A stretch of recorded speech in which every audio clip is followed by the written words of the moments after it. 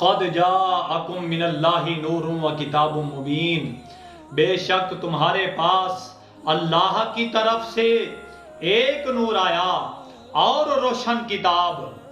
علامہ امام یوسف بن اسماعیل نبہانی رحمت اللہ تعالی علیہ ارشاد فرماتے ہیں کہ رسول اللہ صلی اللہ تعالی علیہ وآلہ وآصحابہ وسلم نے حضرت جبرائیل امین سے سوال کیا، جبرائیل یہ بتا تیری عمر کتنی ہے؟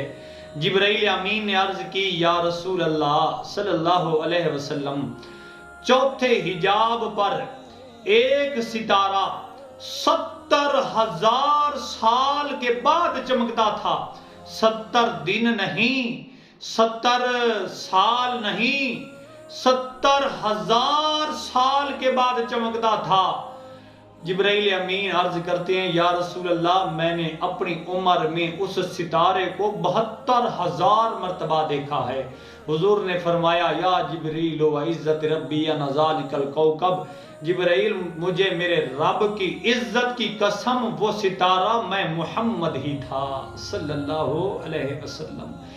علامہ امام فخر الدین رازی رحمت اللہ تعالی علیہ اور علامہ امام یوسف بن اسماعیل نبہانی رحمت اللہ تعالی علیہ ارشاد فرماتے ہیں کہ جب حضرت آدم علیہ السلام کو پیدا کیا گیا نا، حضرت آدم علیہ السلام کی پیشانی میں اِنَّ نور محمد صلی اللہ علیہ وسلم، بے شک نور محمد مصطفیٰ صلی اللہ علیہ وسلم کو رکھا گیا۔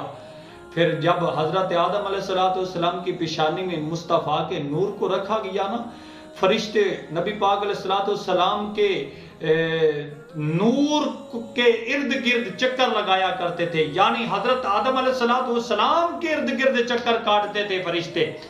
جب وہ نور حضرت اما حوا سلام اللہ علیہ کے شکم اطہر میں منتقل ہوا تو پھر حضرت آدم علیہ السلام کی ارد گرد فرشتوں نے چکر کاٹنے چھوڑ دیے، حضرت اما حوا کے ارد گرد چکر لگانے شروع کر دیے۔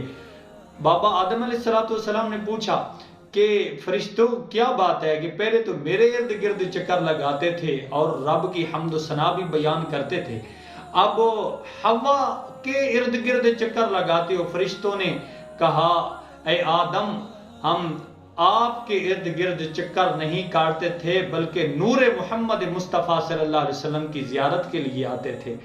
وہ نور حضرت حوا سلام اللہ علیہ کے شکم اطہر میں منتقل ہو گیا ہے، اس لیے اب ہم حوا سلام اللہ علیہ کے ارد گرد چکر لگاتے ہیں۔ یہ ہے برکت نور محمد مصطفیٰ صلی اللہ علیہ وسلم۔